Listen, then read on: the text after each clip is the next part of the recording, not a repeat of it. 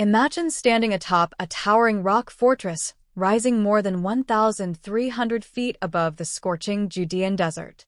Below you stretches an endless sea of sand and barren mountains. The Dead Sea glitters in the distance beneath the relentless Middle Eastern sun. The only paths leading to the summit are so narrow and steep that even a small group of determined defenders could stop an entire army. It seems impossible to conquer. Yet nearly 2,000 years ago, the greatest military power on Earth stood at its base. The Roman Empire had crushed kingdoms across Europe, North Africa, and the Middle East. Its legions had defeated mighty armies, stormed heavily fortified cities, and expanded an empire stretching across 3 continents. But now Rome faced an enemy unlike any before, a small group of Jewish rebels who had taken refuge atop the seemingly unconquerable fortress of Masada. Rather than surrender to the world's most powerful empire, they chose to fight until the very end. The story of the Siege of Masada is one of courage, desperation, engineering, and tragedy. It is a tale that has inspired generations and remains one of the most debated events of the ancient world. But to understand why Masada became the scene of Rome's most famous siege, we must first travel back to one of the most turbulent periods in Jewish history. By the 1st century AD, the Roman Empire dominated the eastern Mediterranean.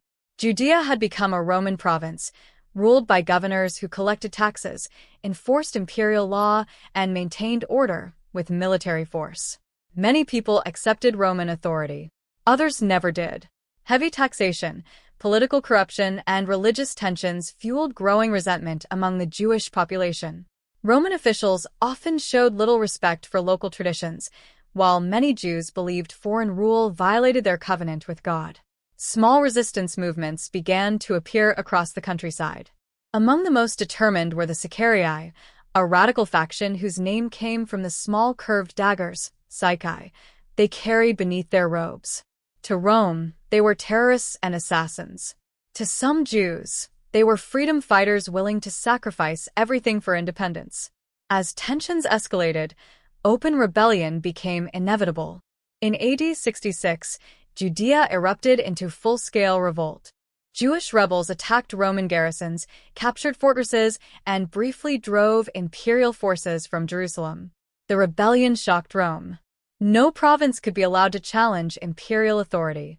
Emperor Nero responded by sending one of his most experienced generals, Vespasian, accompanied by his son Titus, to crush the uprising.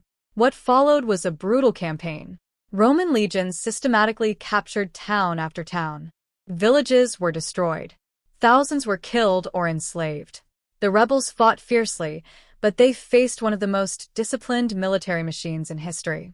By AD 70, Jerusalem itself came under siege. After months of fighting, Roman soldiers breached the city's defenses.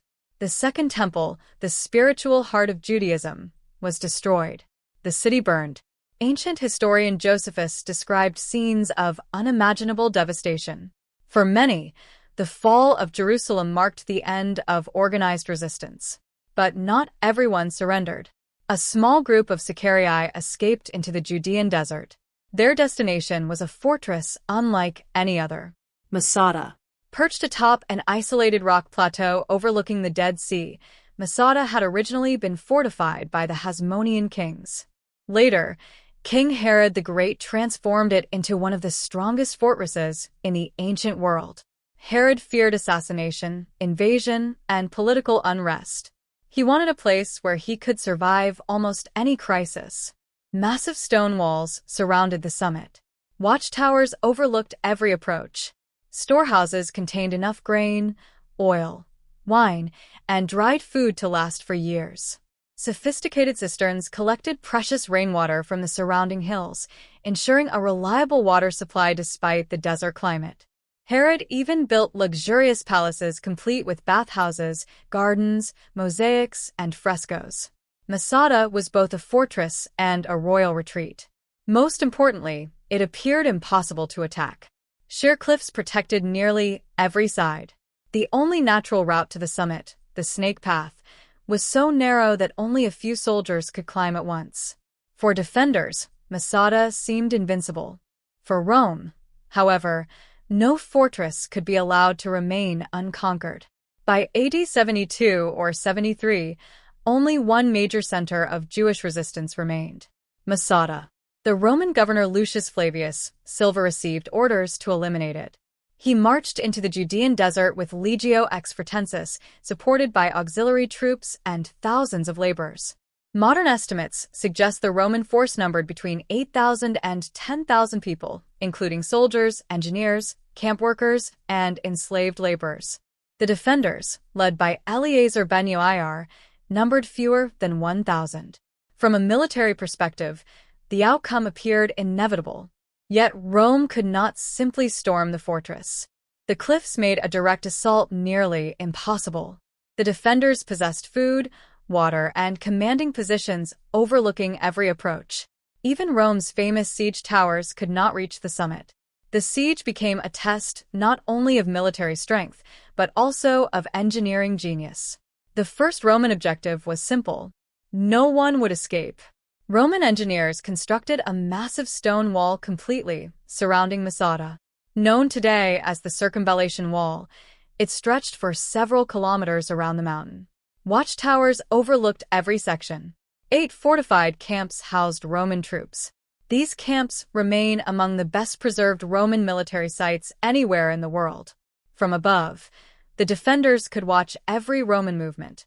They knew rescue would never come. Inside Masada, life settled into a tense routine. Families rationed food.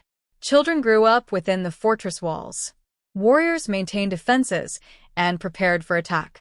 Every sunrise revealed more Roman construction below. The siege had become a waiting game. The Romans quickly realized traditional siege methods would fail. Catapults could harass the defenders, but could not breach the fortress. Scaling ladders were useless against towering cliffs. Months might pass with no progress. Then Roman engineers developed an extraordinary solution. If they could not climb the mountain, they would build one. Using thousands of tons of stone, timber, and earth, the Romans began constructing an enormous siege ramp against the western side of Masada. Thousands of workers toiled beneath the desert sun. Day after day, the artificial mountain grew higher. The defenders fired arrows and hurled stones, but the sheer scale of the Roman workforce proved overwhelming. Gradually, the impossible became reality. The ramp crept steadily upward. Even today, nearly 2,000 years later, much of this astonishing structure still survives. It remains one of the greatest engineering achievements of the Roman army. Every stone reminds us that Roman victories depended not only on battlefield courage but also on patience, discipline, organization, and engineering brilliance. As the ramp rose ever closer to the fortress walls, those inside Masada realized that time was running out. The battle was entering its final chapter. The Romans had not broken the defenders' spirit. Instead, they had found a way to overcome nature itself.